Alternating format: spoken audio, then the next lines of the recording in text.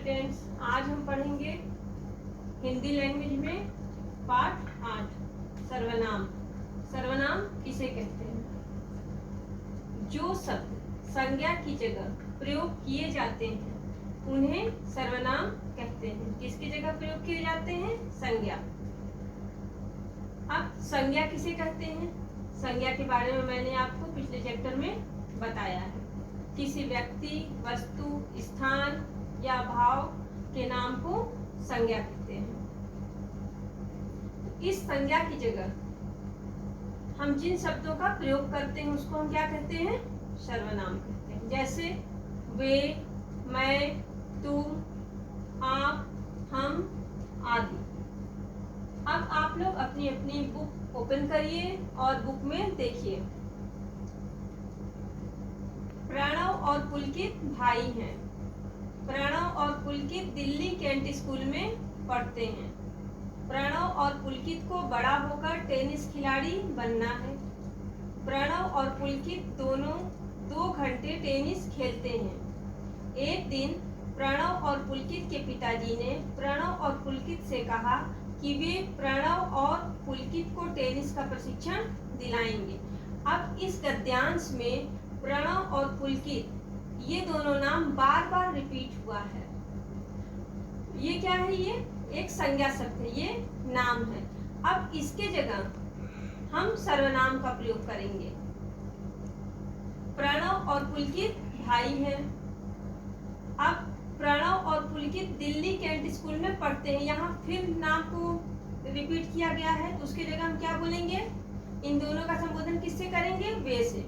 वे Delhi cantt school में पढ़ते हैं।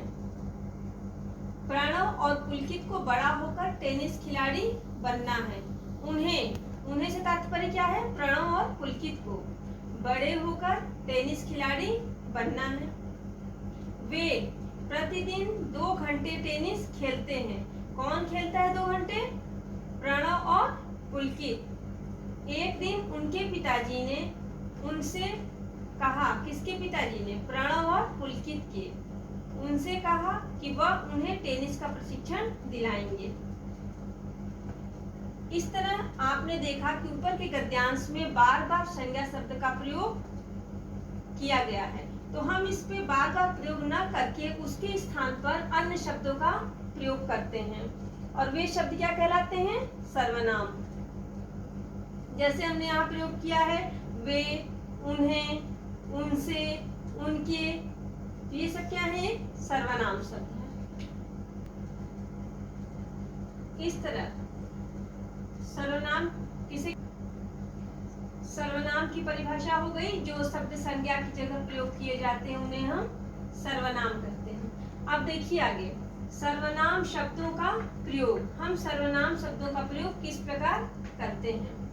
अब बात को कहने के लिए जब हम अपनी बात को कहते हैं, वक्ता जो कहता है, किसके लिए? अपने लिए, तो वहां पर हम सर्वनाम का जो प्रयोग करते हैं वो शब्द है मैं, मुझे, मेरा, मेरी, मुझसे, हम, हमें, हमारा, अपना, अपनी, अपने आदि।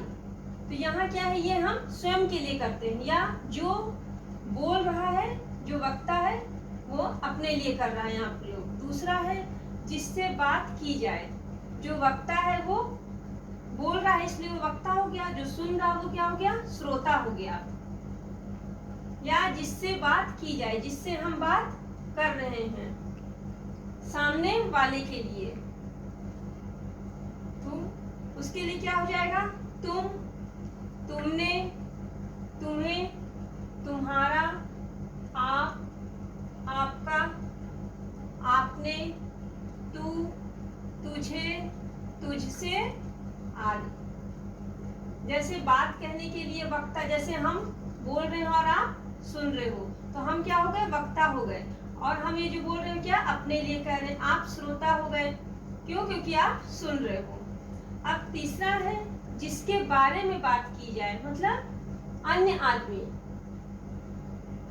जैसे यह, इसे, इसका, इन्हें, इन्होंने, वह, उसे, उसका, वे, वो, उनका, उन्हें, उन्होंने आदि। तो इस तरह सर्वनाम शब्दों का प्रयोग हम 3 तरीके से करते हैं। एक जो बात कहता है, जो वक्ता होता है, दूसरा जो बात को सुनता है, और तीसरा जिसके बारे में हम बात करते हैं, अन्य व्यक्ति। अब देखिए आगे, सर्वनाम, कुछ इसमें विशेष बातें हैं। सर्वनाम के प्रयोग से संज्ञा शब्दों का बार बार प्रयोग नहीं करना पड़ता। जब हम सर्वनाम शब्द का प्रयोग करते हैं तो एक ही नाम को बार बार रिपीट नहीं करते हैं। जैसे प्रणव और पुलकित, बार बार ये नाम रिपीट हो रहा था, उसके जगह हमने क्या किया, वे। सर्वनाम शब्दों में स्त्रीलिंग पुल्लिंग नहीं होता है, इसलिए सर्वनाम स्त्री पुरुष दोनों के लिए समान रूप से होते हैं। इनका उपयोग दोनों के लिए समान रूप से किया जाता है, चाहे वह स्त्रीलिंग हो या पुल्लिंग। जैसे मैं, हम, तुम, आप, यह, वे आदि।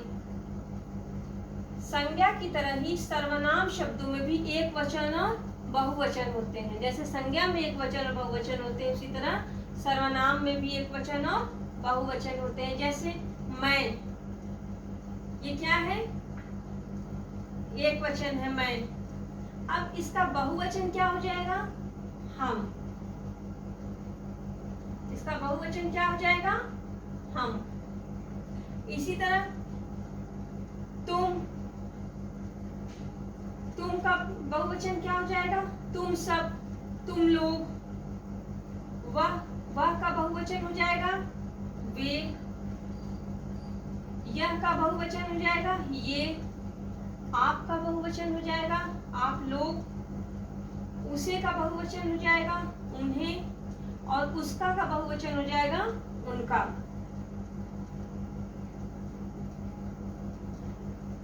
इस तरह अब आप समझ गए होंगे सर्वनाम किसे कहते हैं। जो शब्द संज्ञा की जगह प्रयोग किए जाते हैं उनको हम सर्वनाम कहते हैं। सर्वनाम शब्दों का प्रयोग 3 तरह से होता है, अपने लिए, सामने वाले के लिए और अन्य व्यक्ति जिसके लिए हम बात कर रहे हैं। सर्वनाम शब्दों में लिंग नहीं होता, अर्थात स्त्री पुरुष नहीं होता, यह दोनों के लिए समान रूप से प्रयोग किया जाता है। सर्वनाम शब्दों में एक वचन और बहुवचन होते हैं। अब आपका ये चैप्टर यहीं पर कंप्लीट होता है।